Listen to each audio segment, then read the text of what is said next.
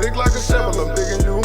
Say what else, she say whatever. The keys in the strap on the dresser. Say she love hard, so be careful. That nigga got cut off a setter. Sucker, she fuck me so extra. I told her that shit be so clever. I do not like regular. And she hate me when she sober, but she love me when she be teeny with Stella. It ain't no other time for us better than right now. I know you don't love me, but fuck, I want you. A special bond, nothing never ever come between us. I know you can't stand me, love how you thug me, fuck like you love me. It ain't no other time for us better than right now. I know you don't love me, but fuck, I want you. A special bond, nothing never ever come between us. I know you can't stand me, love how you thug me, fuck like you love me. Ladies and gentlemen, it's another Jermaine Hall production on the Jermaine Hall Show. I got my brother with me this time. I know y'all didn't expect this one, man. I got Big Sam in the building. Y'all feel me? How you doing today, sir? I'm good, bro. I'm good. Man, good, blessed to have you here, bro. Good, I promise. It's almost been a year since I've been begging you to come mess with me, man. It's been a minute.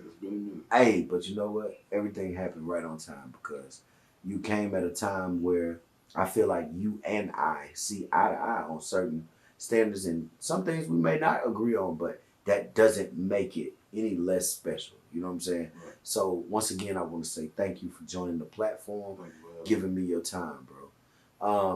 Ladies and gentlemen, we're going to get into something that's sensitive. I like to call it sensitive. I like to call it important. I like to call it one of the more important things in the community these days is men being vulnerable.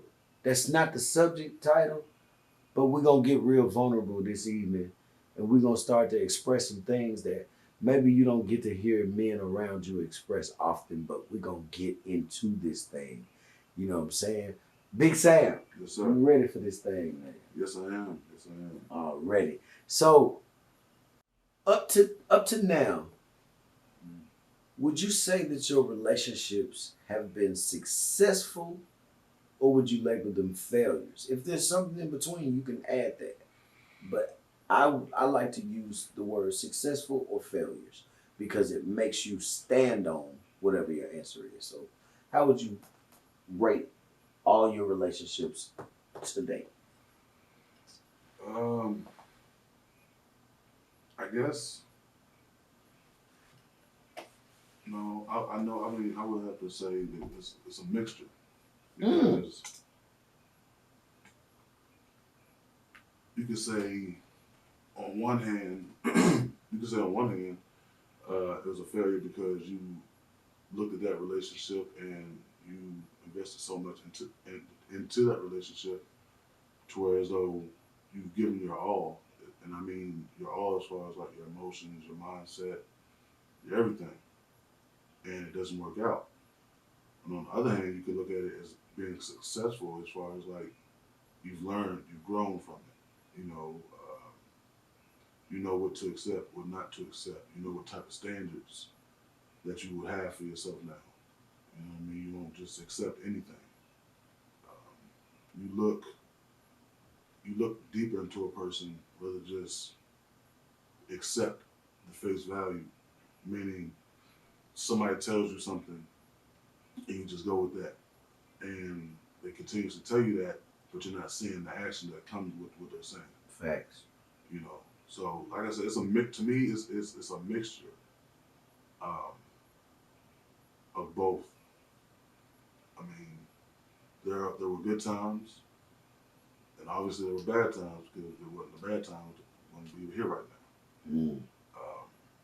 So I mean, I can't really say if it was a success or if I had successful relationships or failures because each relationship I've learned from and I've grown from. Wouldn't that be called success? Because it was a lesson instead of a loss. True, but at the same time... That's why I call it successful. I only asked you that to see if you would picture your... I like to get people to think about the positive perspective over the negative mind state. It's so easy to think negative, right? Right. It's very easy to think negative. but it's extremely hard to wake up every morning and decide to be happy. Decide that no matter what come at me today, I want to be positive. True. Right? That's why I asked, how would you label relationships? Most people say, fuck my ex. They always result to that. But I'm thinking in my head, it couldn't have been all bad. You married him. Right. It couldn't have been all bad. You was thinking about marrying him. Right. It couldn't have been all bad. Y'all was together for years. Right. You see what I'm saying? Right. So I'm thinking in my head, because it didn't work, that's the negative. Mm-hmm. I think it was a success because you learned a lot about you and a lot about what you don't like from somebody else. I would say that that's successful. I didn't like schoolwork in school, but it blessed me intelligent. Right. It blessed me to be intelligent, you know what I'm saying? Mm-hmm. Well-rounded in a lot of areas. But I damn sure didn't like homework. And I didn't like doing book reports. Right. None of that. But in the long run, that wealth of knowledge came in handy. Mm-hmm. That's why I asked, would you view your relationships as a black and white, successful, or a failure? Or failures? And like, I mean, I hear you and I understand you and I get you on all of that. That's why, but at the same time, that's why I say the successful aspect of it is you've grown, you've learned, you understand what you're willing to accept and not accept, right? Mm-hmm. And on the other hand, you viewed these women or men who are, you know what I'm saying, or whatever have you, that you've been with, and you were looking and hoping and you put your everything into it, but it just didn't work. That's what I say as far as like the failure part. You know what I mean? Like you have your success and failures in a relationship that didn't work out. Facts. You know. Wait a minute. Now dial it back for 1 second. Okay. A relationship that didn't work out can also point to your brighter future, right? How about they stay and treat you like whatever you remember for another 5 years? Does that sound like it's fruitful? But if that I don't know the relationship details. I'm just asking, does that, from what you know and what Mm-hmm. you've been through with Right. whoever, do that sound fruitful? If it went bad. Now, I ain't pointing the finger on whose side it went bad on. It didn't work. For whatever reason, it didn't work. Right. You're a single man or not? Single. But you've been with people before. Yes. And when you think about all those relationships, they had to end for whatever reason they ended. I'm asking you, you still don't see that as fruitful because you learned so much behind it? Or are you saying you would rather go back and try again somewhere? No, see, I'm built different, man. I look at it as like you're my ex for a reason. We ended for a reason. I look at it as an aspect of if we end and we're both growing a lot more individually. Me personally, I just can't see if, okay, we're growing individually. We couldn't do that together for said reason, right? Mm-hmm. Okay, and now individually, we're blossoming. Okay. Now, looking back, if we want to both look back and be like, you know, let's try to give us another shot. But the fact that you're both growing doesn't mean that you've both grown mentally, meaning relationship-wise.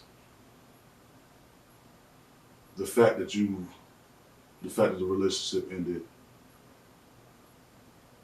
just because you've grown, let's say financially, or you didn't have what you have now, doesn't mean technically that you've grown relationship-wise. You know what I mean? Like you're still setting those ways what really ended the relationship. Now, if you still have that mindset, I can't go back to that. I won't go back to that. Therefore, I don't want to put myself in a position to where as though, once again, you say that you're this way or you've grown from this and you're this, and you probably showed me a little bit of that you've grown from, but I don't want to take that chance of putting my heart back in that same position again and feeling that hurt again. What I'm hearing right now is something that's very rare, but something that's so near and dear to my heart to even talk about, which is a black man expressing that his heart does indeed beat and it does hurt sometimes.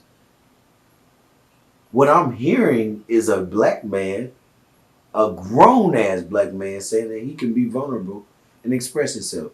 Have you ever been with the type of woman that knew you to be open and vulnerable with them? Almost. And see, that's all right. The type of person I am, and I think the reason that a lot of people are attracted to my energy, meaning friends, associates, whoever, strangers off the street, they could just walk up to me and they'll just start just randomly talking to me about anything, right? Just openly, because I wear my heart on my sleeve, man.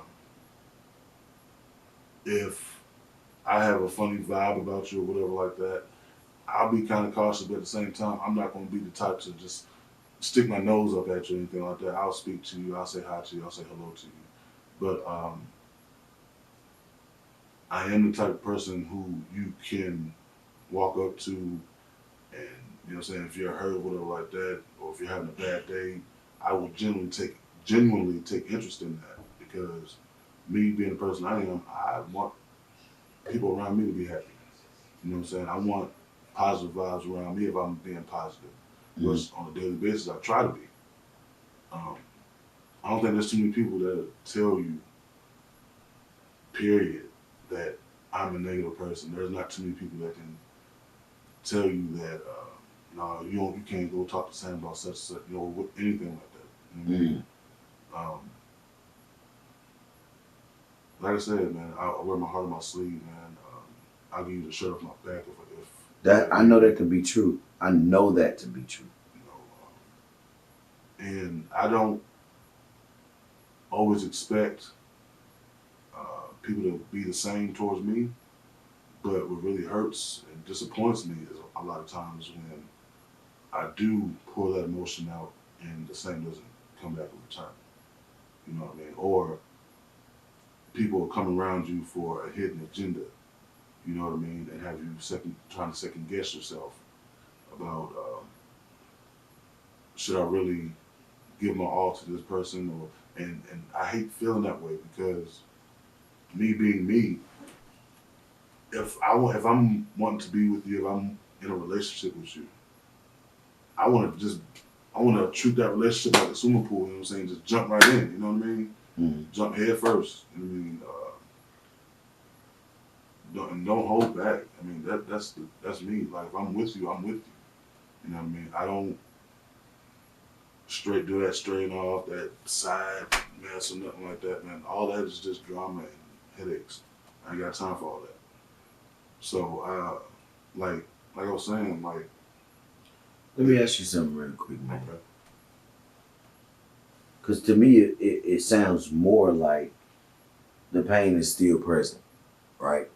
So since the pain is still present, what's more important to you right now? Healing or trying to figure out what happened in retrospect?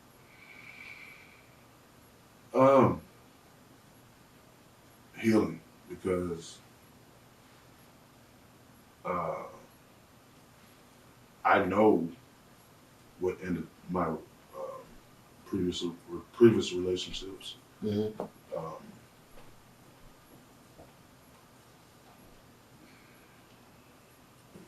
So now it's more so me focusing on me. Right. But at the same time, I just would like to know, like. So it's really a combination of both. That's what I'm hearing. That's what it sounds like I'm hearing. Yeah. It's a combination of, I'd like to know exactly what happened, but it sounds like you're not gonna get the answers. But you also want to focus on moving forward because it hurt so bad, right? Right. Been there. I've been there. 100% been there, right? Nothing wrong with that. The reason I asked you that question was because the healing part is the answer over what you're trying to manage with your emotions. What I'm open about is the healing process was better once I realized that the healing was more important than knowing the truth. If it's not working, that's the truth of the matter. It's not working. Right. All the time, the details ain't so important. You know what I'm saying? So that's why I asked you that. I asked you, was the healing more important to you? Because we get emotional as humans. We do. We get real emotional. Men internalize more than women. So we are carried a weight of the world on our shoulders and just had a face of something's wrong. And when somebody asks, what's wrong? Nothing, man. I'm good. I'm all right. Has it ever been thrown in your face that you were vulnerable? Yes. That's what makes us not want to open up to women as much as they say, I don't want a man that don't want to talk to me. Yeah, I've actually been told, oh man, you too big to be, you know what I'm saying? You too big to be vulnerable. Yes, yeah. Not just vulnerable, but you're literally you're too big to be feeling this way. Yeah. You're too big to be feeling this way. I say what? To be feeling that way. Yes. Somebody told you was too big to feel? Yes. Yes. What are you supposed to be inhuman? Yes. Wowzers. Yes. And it boggled my mind, man. It shouldn't have. It boggled my because like I say, man, I'm like when I love hard, bro. Mm-hmm. When I love, I literally love hard. You know what I mean? I'm the type that I go all in. I go all in. Mm-hmm. And like I said, it boggled my mind because when you're told in the beginning, okay, I know a lot of times people wear masks in the beginning of a meeting. I call it the representative. You know what I mean? The honeymoon, like that. Honeymoon phase of a relationship. It should be. Two It should be. But because you got to guard your heart. You can't just let. You know how many women I done ran off being totally honest on the first date? Man, I was a hoe in these streets. You know how many bitches I had? That was the stupidest shit I ever did. My mama had to tell me, you ain't gonna get nobody telling them the whole truth on the first night. And I said, I couldn't understand it. I was young. But see, I don't believe that. Bruh, I done ran off some good women. I don't believe that. Well, here's the thing. They haven't gotten to know the best parts of you yet, and you telling them the worst shit. You throwing them in hell before they even got a glimpse of the heaven. But see, that's what I'm saying. Like, okay. I'm not saying, like, tell them, like, yeah, I snore, I pick my Bruh, I really went that far is what I'm telling you. Oh. Yeah, I went too far. That's what I'm telling you. I wasn't modest about it. I was going all the way in to you because I kept. When she threw it in your face, because this is important, when she threw it in your face that you were vulnerable, how did that make you feel? Angry. Immediately. Because it made me mad because I felt as though this is the person that I should be most vulnerable around. And so I should be able to let my full guard down around this person. Yeah. And for that person to tell me, you should be able to feel like this. You know what I'm saying? Pretty much saying, like, I shouldn't have any feelings. Like, I should be the all day, every day, I'm gonna be the 24/7. I'm gonna be the devil's advocate one time because I can hear a supporter or someone watching saying this, and believe you me, it's not how I feel, but I can hear this statement being made. Tell me what you think about this. But you were supposed to be my protector, my provider. How are you weak standing in that, holding that title? How can I have you standing in that position when you showing me weakness?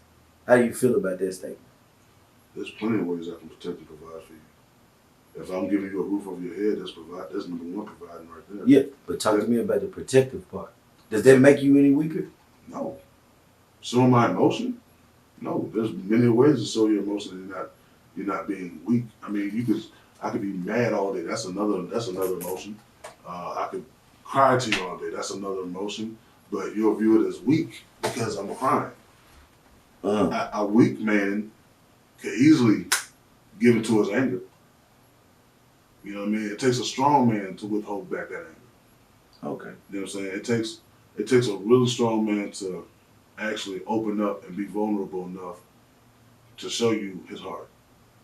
You know what I'm saying? To let you know that how much he cares about you.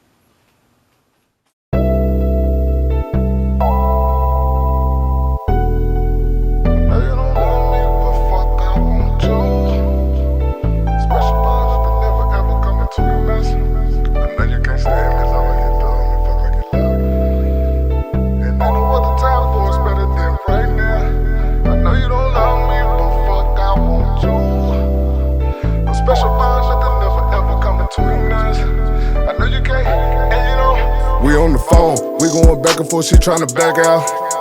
I just reverse the psychology on her, I know she won't back down. She smoking reefer, she hit the weed and blow the shit back out.